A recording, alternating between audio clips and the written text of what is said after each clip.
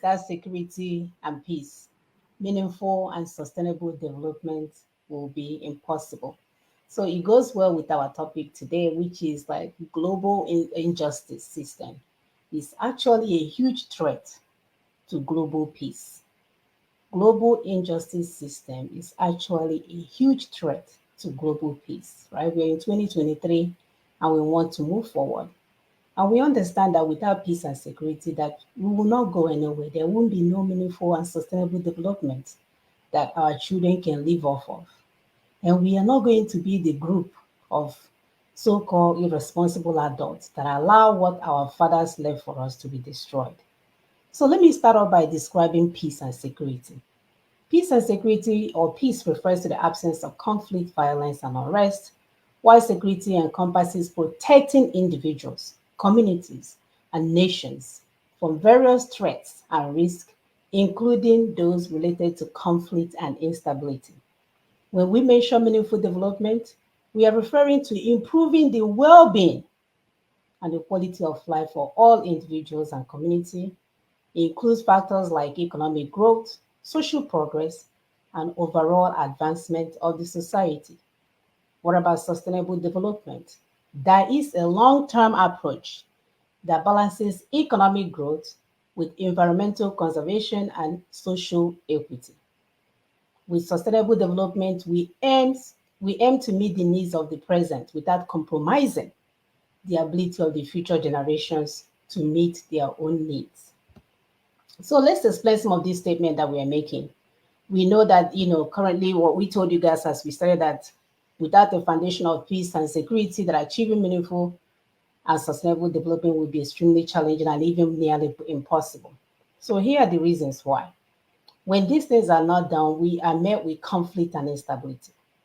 In the situation of conflict, violence, and insecurity, resources are often diverted from development efforts to address the immediate survival needs, protect against threats, or respond to crisis. When we divert these funds and attention from what it needs to be, that again stops us from moving forward. Then there's the issue of uh, safety, lack of safety. We know that insecurity leads to lack of safety for individuals and community, and this hinders progress in terms of education, economic activities, overall functioning of the society. And we know that insecure environments can deter investment, both domestic and foreign, which we know is crucial for development. What about infrastructure and services? When a region is insecure, they often struggle to establish and maintain basic infrastructure and services such as school, healthcare facilities, and clean water, which limits the population's access to essential resources and opportunity for development. And without social cohesion, peace and social security are essential for building. So without social cohesion, there will be no trust, there will be no cooperation within communities, which over time will lead to fragmentation, division. It will make it difficult to implement any development project effectively. And then with the long-term planning, sustainable development uh, requires that we have a long-term planning and consistent investment. Insecure environments disrupt these plans and they necessitate a focus on immediate survival and crisis management instead. So, with all these statements that we've made so far, it has underscored that peace and security are fundamental or foundational elements for creating an environment in which meaningful and sustainable development can thrive. When these elements are absent, it becomes more challenging to make progress towards improved living, economic growth, and the well being of individuals and society. So, we are always for peace. There's always every reason for us to seek the peaceful way. And that's one of the things that Nina's has embarked on, working tirelessly to make sure there is peace in what we are doing. There is no bloodshed. There are ways that we can get out of the quagmire that we find ourselves in without spilling our blood, because war is never the answer, because at the end of the day, you end up on the table to discuss options. So why are we not ending up on the table? Why are we allowing things that are injustice to fester and we pretend like we don't know what's going on because it didn't affect us? Why are we pretending there is no way out when someone has done the job and given you a roadmap out of this situation? So we'll continue as I pull up. Since I want to add something as I pull up the PowerPoint of the day. Our brother EC Momodi said, forgery begets forgery. Nigeria was a forgery with a forged constitution, now breeding serial forgers. Exactly. A lot of F words. Forgeries, forgers Yes, everywhere. my dear. What I want to add is that, like, if we look at, because sometimes people just get helpless as if they cannot do anything. Oh, they brought war to us, they did this to us, they did that to us. They find out that even when they are not actively killing you, they kill you with policies and their negative ideas. And Yes. that's how they build the system. They end up, you will say, oh, there's no war, there's peace.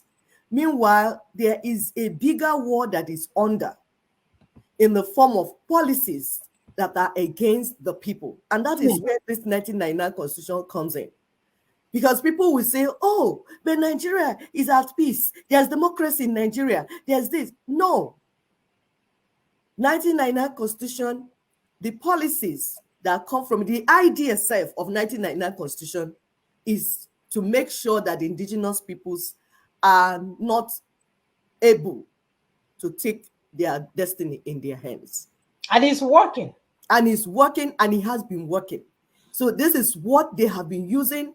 And so through the years, they've been doing this. However, what people do not know is that these policies, before they become public, there are people that are under, that work behind the scenes to that one make the policies eventually. And we saw that in December 6th, 2017.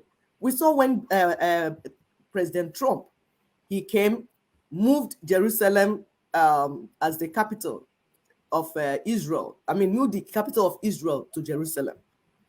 Now, he's just maybe a businessman, a politician. He's not a religious person.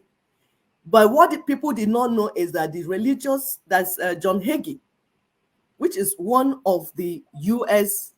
evangelical pastors, had a dinner with him and explained these things to him. This is why we are talking to our pastors, our church leaders, all the social influencers, especially our pastors. Because if you're preaching peace, and you know that there are policies that are killing the people, what are you doing to make sure that these policies are changed? We have been shouting about 1999 Constitution. You have opportunity to go to Aso Rock. When you get there, what do you present on the table? You begin to tell them, yes, I need money to buy private jets. I want my spiritual son and my spiritual daughter to be the minister of this, to be minister, for selfish reasons. Meanwhile, God has positioned you like he did people in the past. If we read Bible, we see people like Ezra, Daniel, Nehemiah, Nathan, Mordecai, Esther, Joseph, that were positioned specifically to change history. History does not change. When people say history repeats, no, it's people that stupidly repeat history. When you are not informed, when you don't know what you're supposed to know, so that when you have opportunity with the so-called leaders, you don't bring them into the church and start pouring anointing oil on their head. Mbaka, Adeboye. That's not what we are sending you to do. That's not what God is sending you to do. You cannot be in that environment. All you do is pray, pray, pray without looking at the policies going on and the documents they are using to rule you, the ideas they are bringing out. So it is very important. We are telling especially our church leaders, check what other evangelical pastors are doing in other countries, especially America. See how they are very, very involved in what is happening in the political arena in America. They are more involved than you can even imagine. Yeah, because policies and procedures rules the world, not powers and principalities. Exactly. Instead of making our people to pray and fast 200 years, meanwhile, you can go and make this change to happen. The other time that Adeboye had opportunity to discuss with El-Rufai, he started praising him and thanking him for killing the Christians. Please, those that are watching us, go and meet your pastors, your priests. Their job in this time is not to sit down and pray. They have prayed enough. The way they were telling you bring PVC in a system that was rigged against you, go and meet them. Let them embrace Nina's proposition and begin to run around with it. The way they ran around with PVC is the same way. Please go ahead. Yep. The same Thank way you. we run around with PVC is the same way that we are asking you to go and give our people this information that they need so that they can get freedom and get it abundantly like Christ proposed to us.